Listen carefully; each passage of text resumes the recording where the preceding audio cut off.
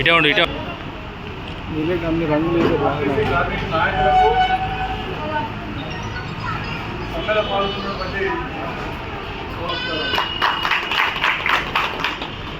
ముఖ్యంగా మీ దగ్గర రావడం అంటే ఒక జిల్లా కాంగ్రెస్ పార్టీ అధ్యక్షుడిగా ఇక్కడ రావడం జరిగింది.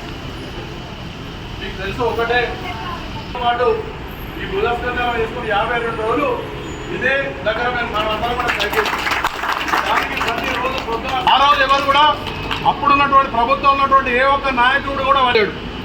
మీరు జ్ఞాపకం ఉన్నదో లేదో, కానీ ఇవాళ ఈ ప్రభుత్వంలో మీరు రెండో రోజు సమ్మె చేస్తూ ఉన్నారు. రెండో రోజునే మేము మా పార్టీ పక్షాన మేము దాంట్లో ప్రభుత్వం ఈ చర్చలలో 29 అంశాలకు సానుకూలం వ్యక్తం చేసింది. మీరు కూడా అర్థం చేసుకోవాల్సిన అవసరం ఉన్నది. ప్రభుత్వం ఏ పరిస్థితిలో ఇలా గద్దెనెక్కిందో మీ అందరికీ తెలుసు. కుంపట్లో ఉండి జీతాలు అనేటువంటి పరిస్థితుల్లో, ఆర్థిక పరిస్థితుల్లో, లడ్డు పరిస్థితుల్లో ప్రభుత్వం ఇలా గద్దెనెక్కింది. ఈ రాష్ట్రంలో రేవంత్ రెడ్డి గారు ముఖ్యమంత్రిగా బాధ్యత లేదు. ఇది దయచేసి గుర్తుంచుకోండి. 29 అంశాలకు సానుకూలంగా స్పందించినటువంటి ఈ ప్రభుత్వం ఇంకా 3 అంశాలు చేయదా? దానికి కూడా 4 ఐఏఎస్ ఆఫీసర్లను అత్యంత అనుభవం ఉన్నటువంటి వాళ్ళని అందరూ కూడా కమిటీ వేసి విచారణ చేస్తూ ఉన్నది. దయచేసి మీరు ఎవరో మీ వెనుక నడిపిస్తున్నటువంటి శక్తిలో లేకుంటే ఇంక ఇతరత్రో మిమ్మల్ని ఏదో వేరే రకంగా తీసుకొచ్చి ప్రభుత్వాన్ని బదనాం చేయడానికో లేకుంటే ఇతరత్ర ప్రయాణికులు ఇబ్బంది పెట్టడం లేకుంటే మిమ్మల్ని ఏదో అనవసరమైనటువంటి కళ్ళబల్లి మాటలు చెప్పి మీరు జైలు మేము వెనుక మేము ఉంటామని చెప్పేటువంటి నాయకులు ఎవరైతున్నారో ఈ 10 సంవత్సరాల ప్రభుత్వంలో మిమ్మల్ని 10 చెర్ల నీళ్ళు ఇచ్చినటువంటి పరిస్థితి మీరు మర్చిపోదు. ఈ ప్రభుత్వం మీకు సానుకూలంగా ఉన్నది. మీరు అర్థం చేసుకోండి. 32 అంశాలలో 29 అంశాలు పూర్తి స్థాయిలో వెంటనే ఒప్పుకున్నది. ఇంకా 3 అంశాలు మాత్రమే ఆ 4 ఐఏఎస్ అంటూ మేము మాట్లాడతామంటున్నారు. కానీ సమ్మె మీరు చేయండి, మేము వాళ్ళు ఏదో బాధ్యత రహితంగా చేయలేదు. మీరు దయచేసి అర్థం చేసుకోండి సోదరులు. మీకు తెలుసు ఇలా ఆ ప్రభుత్వానికి ఈ ప్రభుత్వానికి ఉన్నటువంటి తేడా ఏంటనేది. ఒక్కొక్కటి ఇచ్చినటువంటి మాటల్లో ఇవాళ 2.5 సంవత్సరాలు జరుగుతూ ఉన్నది. 24 నెలలు అవుతున్నది ప్రభుత్వం ఏర్పడి.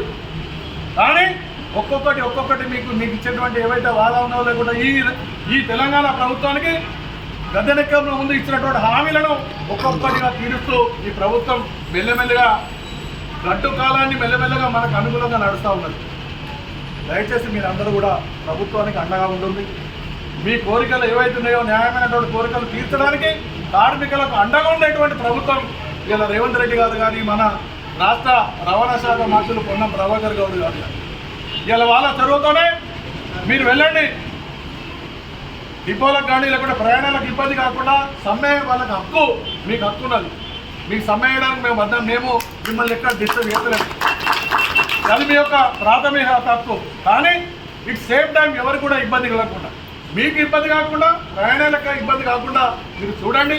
మీ న్యాయమైనటువంటి కోరికలు ప్రభుత్వం సానుకూలంగా ఉన్నది. మన దగ్గర గురించి కూడా జిల్లా కాంగ్రెస్ అధ్యక్షునిగా నేను మీ యొక్క డిమాండ్లు వాళ్ళు ఏదైతే ఉన్నాయో ప్రభుత్వానికి మేము చేర్చడానికి ఇవాళ మళ్ళీ పొన్నం ప్రభాకర్ గారితో మాట్లాడి ఇవాళ క్యాబినెట్ మీటింగ్ ఉన్నది. క్యాబినెట్ మీటింగ్లో ఈ సమ్మె గురించి కూడా నిర్ణయం తీసుకుంటారు. కానీ మీరు దయచేసి ప్రభుత్వం పక్షాన మిమ్మల్ని కోరుతా ఉన్నాం, పార్టీ పక్షాన కోరుతా ఉన్నాం. మాకు నేను మిమ్మల్ని తప్పు పట్టడం లేదు, మీ యొక్క కార్యక్రమంలో మీరు చేయడంలో తప్పలేదు. కానీ అరాచక శక్తుల యొక్క మాటలు విని మీరు రోడ్డు మీదకి రావడం కరెక్ట్ కాదనేటువంటి విషయాన్ని నేను ఒకటే విషయం చెప్తున్నా. అయ్యా, నేను మిమ్మల్ని వేరే ఏ జరిగే కొద్ది వచ్చినా మీరు అందరూ మా సోదరులైనటువంటి భావంతో ఇక్కడ రావడం జరిగింది. లేకుంటే ఆనందంటే మేము వెళ్ళిపోదు. వేరే అన్న ప్లీజ్, నేను ఇక్కడికి రావడానికి మీ డిమాండ్లను ప్రభుత్వానికి మరొకసారి తెలియడానికి ఇక్కడ రావడం జరిగింది తప్ప ఇంకోటి కాదు. దయచేసి మీరు అందరూ సహకరించండి. ఈ ప్రభుత్వం కార్మికుల పక్షపాతి. మీకు ఎలాంటి దాంట్లో అపనమ్మకం ఉండకుండా మీరు ప్రభుత్వానికి అండగా ఉండాలని మేము అనుకుంటాం. అలాగే మనం ఏదైతే సమ్మె చేస్తున్నామో మన సమ్మె యొక్క ప్రధాన అంశాలు 32 డిమాండ్లు అంశాలు పెట్టడం జరిగింది. దాంట్లో అయితే 32 అంశాలలో ప్రధాన అంశం ఆర్టీసీని రాష్ట్ర ప్రభుత్వంలో విలీనం చేయడం. ఏకైక మార్గం ఒకటే అన్ని పరిష్కారానికి. ప్రధాన అంశం అనేది ఎజెండా. అయితే రెండవ అంశం ఉద్యోగ భద్రత. మూడవ అంశం గుర్తింపు ఎన్నికలు నిర్వహించడం. రూపాయి ఖర్చు లేని పని మనం అడిగేది. మరి ఈ మూడు తప్ప గౌరవ పొన్నం ప్రభాకర్ గారు ఏమంటారంటే ఈ 3 అంశాలు తప్ప 29 అంశాలు మేము నెరవేర్స్తామంటున్నాం. మేమేమంటున్నాం, మా ప్రధాన అంశాలు ఏవైతే మొదటి ఉన్నాయో 5 అంశాలు నెరవేర్చండి. ఈ మిగతా అంశాలు తర్వాత నెరవేర్చడం మాకేం బాధ లేదు. ఇప్పుడు విలీన ప్రక్రియ అనేది దాదాపు అసెంబ్లీలో ఆమోదం పొందింది. తర్వాత వచ్చేసి ఏంటి అంటే మన గవర్నర్ గారు ఆమోదం పొందింది. అపాయింటెడ్ డేట్ ప్రకటించమని అడుగుతున్నాం. మిగతా భత్యాలు పెంచడం అనేది రెండవ సమస్య. అపాయింటెడ్ డేట్ ప్రకటిస్తే దాని తర్వాత సమస్యలు సగం పరిష్కారం అవుతాయి అనేది మనం. ఇంకొకటి ఏంటి అంటే ప్రతిపక్షాలు రెచ్చగొట్టడం అనేది అన్నగారికి తప్పుడు సంకేతం. ప్రతిపక్షాలు రెచ్చగొడితే చేస్తామని మేము చిన్నపిల్లలం కాదు. ఆర్టీసీ 93 ఏళ్ళ చరిత్రలో వందల సమ్మెలు జరిగినాయి. కార్మికుల సమస్యలు ప్రభుత్వం దృష్టికి తీసుకుపోవడానికి జరిగేటువంటి నిరసనలు మాత్రమే ఇవి. గత 40 రోజుల నుంచి రకరకాల నిరసనలు తెలిపినాం. ఏ ఒక్క ప్రతిపక్షాన్ని కూడా మేము ఇన్వాల్వ్ చేయలేదు దీంట్లో. అది మీరు తప్పు సంకేతం అందినట్టుగా మేము అనుకుంటాను. అది మీతోటి మాకు శత్రుత్వం కాదు. మీరు మాకు సహాయ సహకారాలు 50 రోజుల సమ్మెలో మాకు రకరకాల సహాయ సహకారాలు అందించిన వారు. దాన్ని మర్చిపోలేము. మీతో శత్రుత్వం కూడా మాకు లేదు. నిరసనలు మాత్రమే తెలుపుతున్నాం ప్రభుత్వానికి.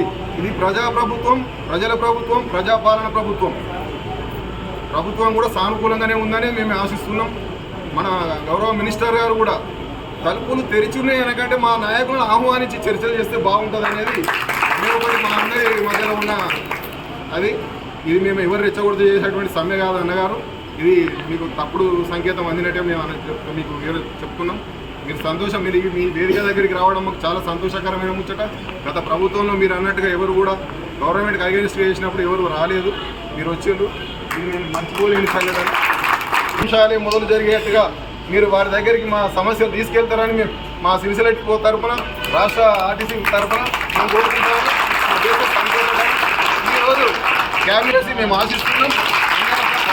పాలాభిషేకం చేయడానికి మేము సిద్ధంగా